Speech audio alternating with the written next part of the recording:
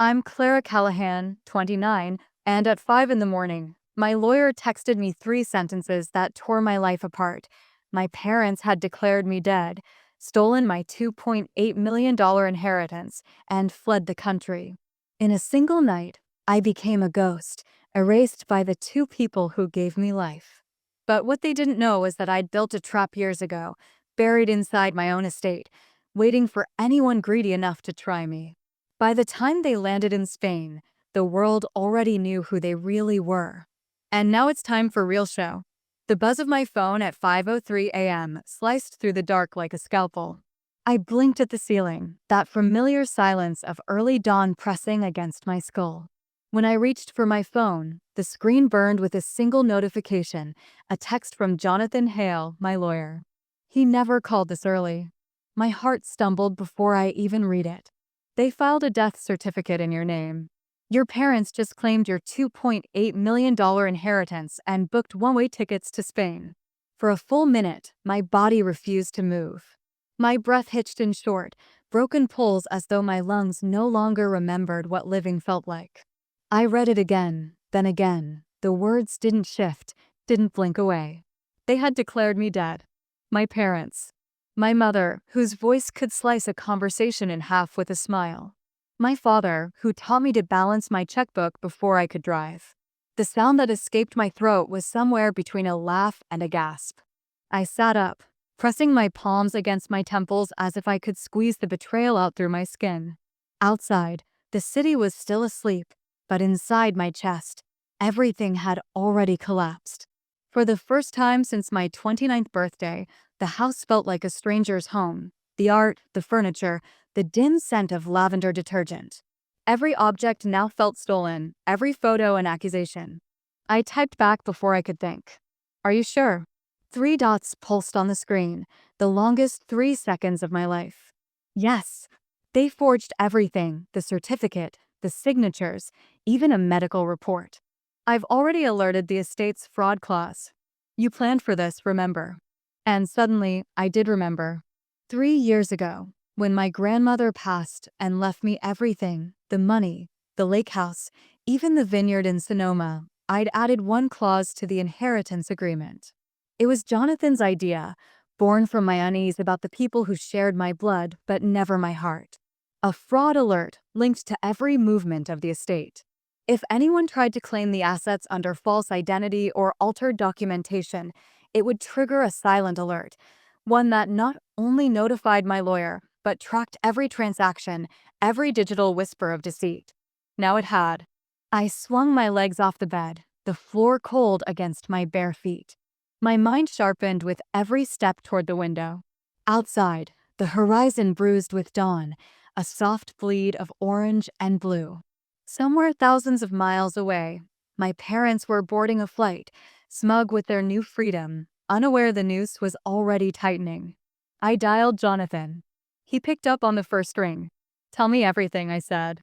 My voice didn't tremble. It burned. They used a doctor in Santa Barbara to issue your death certificate.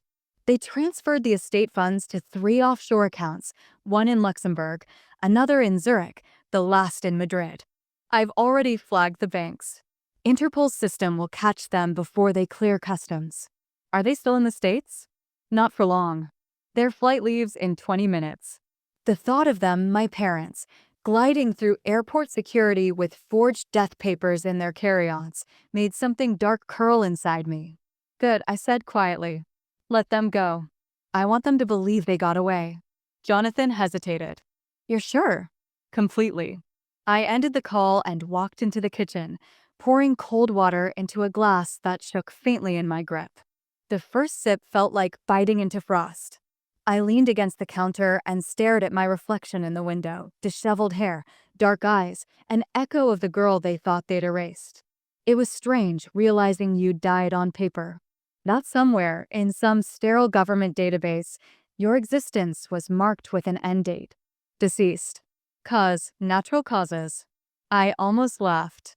There was nothing natural about the kind of death your own family signs off on. By 7, I had dressed in black jeans and a long coat. Not for mourning, but for movement. I drove downtown, the streets empty except for delivery trucks and joggers. Jonathan's office sat on the 12th floor of a glass tower overlooking the city. When I stepped inside, he was already pacing, a file spread across his desk. "They were thorough," he said, gesturing to the papers. "Your mother even forged the attending physician's note. It's impressive in a criminal way." "Impressive," I echoed, scanning the documents.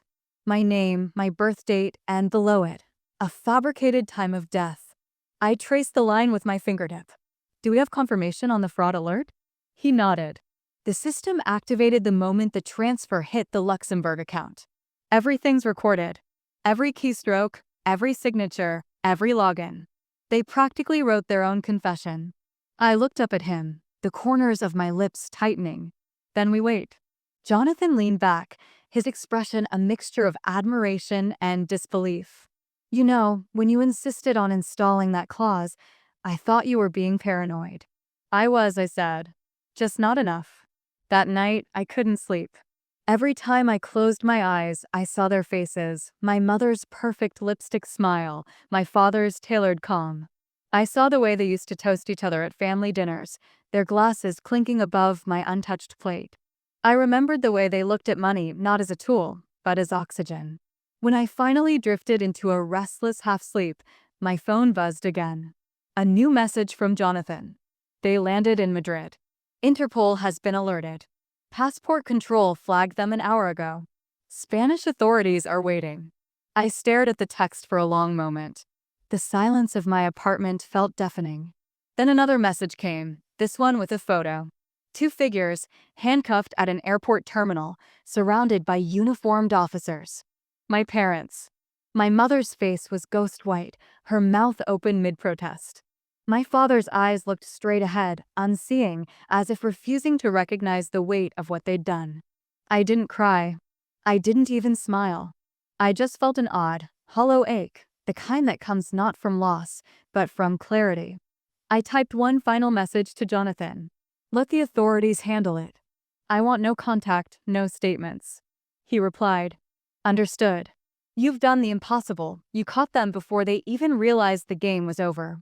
I turned off my phone and walked to the balcony. The city lights stretched endlessly below, a sea of gold and glass. I leaned on the railing and whispered into the wind. "You declared me dead, but I'm the one who buried your greed." The morning after their arrest, the news broke like wildfire. Every outlet carried the same image: my parents in handcuffs, escorted through Madrid-Barajas airport under the glare of cameras. Headlines screamed betrayal, greed, and deception. Reporters flooded my voicemail, wanting a statement from the daughter declared dead.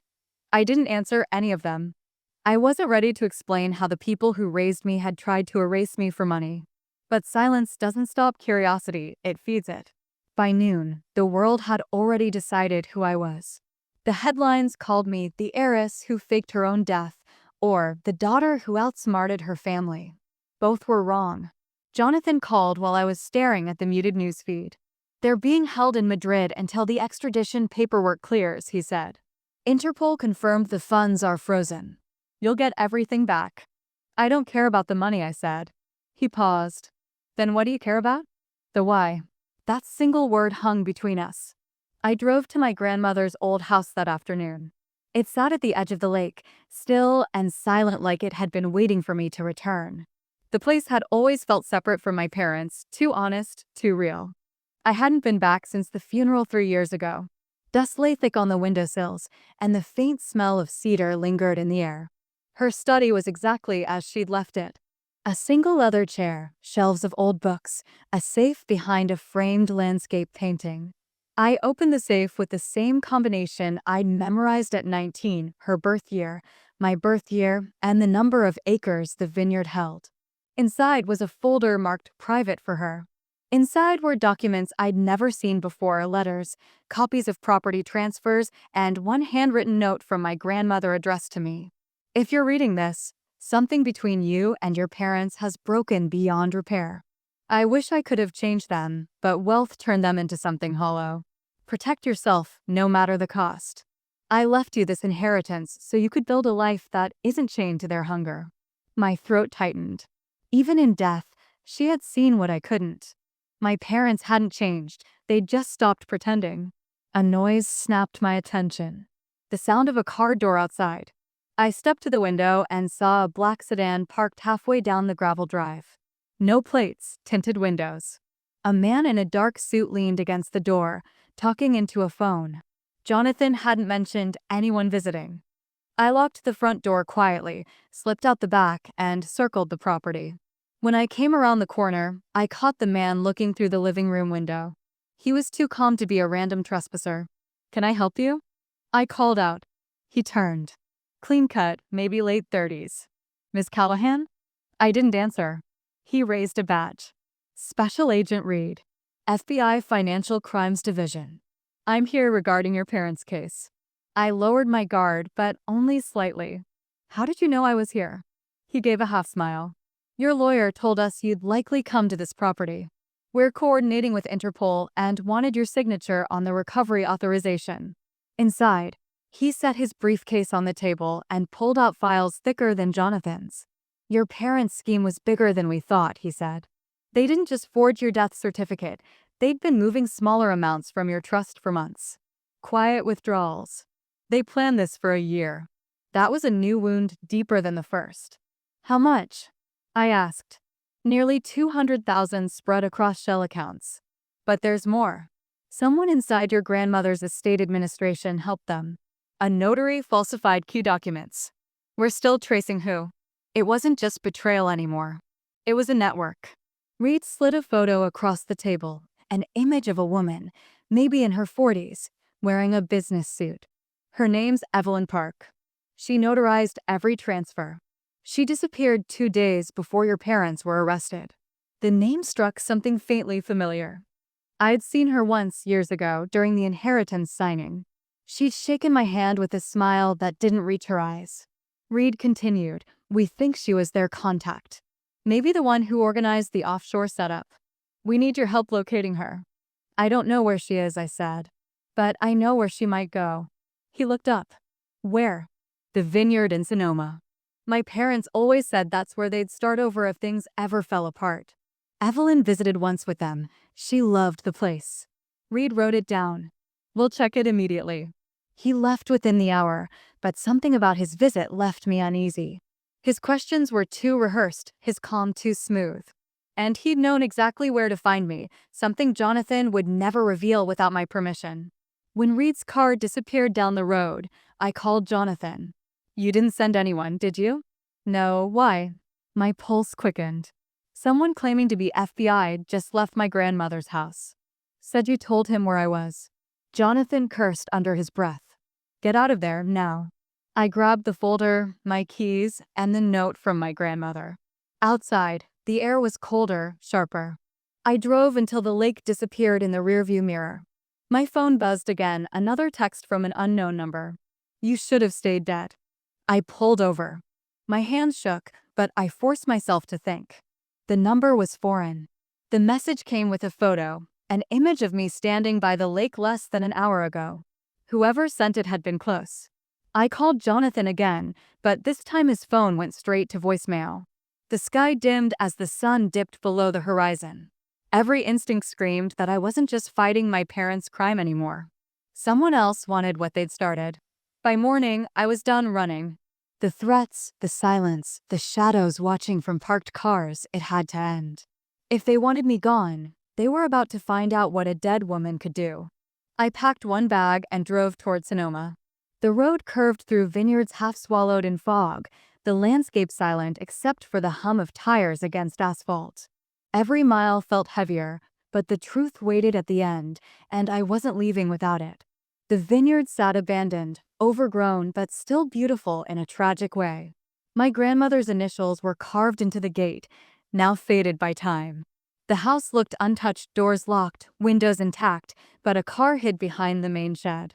Same black sedan. I parked on the hill, out of sight, and walked down quietly. The back door was ajar. Inside, the air smelled of old wine and dust. Voices came from the cellar, 2 people arguing. I followed the sound until I saw them. Evelyn Park stood by a table covered in papers and open laptops. Across from her was Agent Reed, no badge now, no pretense. He looked different, colder. She's not supposed to be alive, he snapped. You said it was handled. Evelyn shot him a glare. Your plan fell apart when Interpol got involved. If she hadn't installed that fraud alert, none of this would have happened. So we fix it, he said.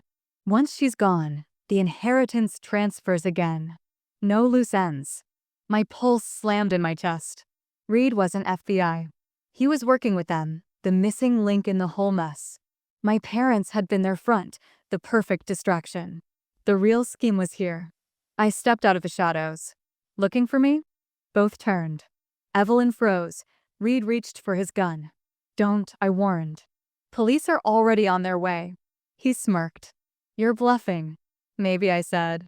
But the house cameras aren't. They've been streaming everything since I arrived. That made him hesitate. I saw the calculation in his eyes, too many witnesses, too much evidence. Evelyn's hand trembled near the laptop, trying to shut it off. Go ahead, I said. Erase it. I already sent copies to my lawyer. Reed's calm cracked. You don't understand what you're doing. No, I said quietly. You don't understand who you tried to erase. He lunged, but I was ready. I grabbed the nearest wine bottle and swung hard. It hit his arm, the gun skittering across the floor. Evelyn screamed. Reed stumbled, trying to recover, but the sound of sirens outside froze him mid-step. Seconds later, officers swarmed the property, real ones this time. Reed hit the ground, handcuffed before he could speak. Evelyn didn't resist. She just stared at me, hollow-eyed, as they led her out. By noon, it was over. Reed's identity unraveled fast, a suspended federal agent with a trail of offshore transfers under fake names. He'd manipulated my parents, used Evelyn's access to funnel funds, and planned to vanish once the estate settled.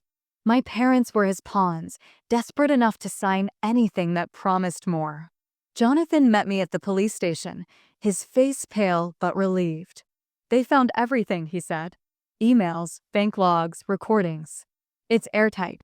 You'll get full restitution and public clearance. I nodded. And my parents? They're being extradited tomorrow. Their statement confirms everything. They've agreed to testify against Reed and Evelyn. There wasn't satisfaction in hearing it, just quiet relief. The fight was done. That evening, I returned to the vineyard. The police tape fluttered in the wind, but I walked past it anyway. Inside the cellar, the laptop still sat open, the faint glow of the screen lighting the dust. I scrolled through the video feed, my confrontation, the arrest, every second captured. Proof that I'd survived what they tried to bury. The sunset spilled across the valley when I stepped outside. The vines caught the light like strands of fire. For the first time in months, the silence felt peaceful. Jonathan called again before I left. You know, he said, most people would disappear after something like this. Maybe I will, I said, but on my own terms. He chuckled softly. What'll you do with everything now? I looked back at the vineyard, the place that had started it all. Keep it, I said. It's the only part of my family worth saving. When I drove away, I didn't check the mirrors. The road curved toward the horizon, clear and endless. The world still thought of me as the daughter who came back from the dead. Maybe they were right. I wasn't who I used to be. I was what came after. And this time, no one would ever write my ending for me again.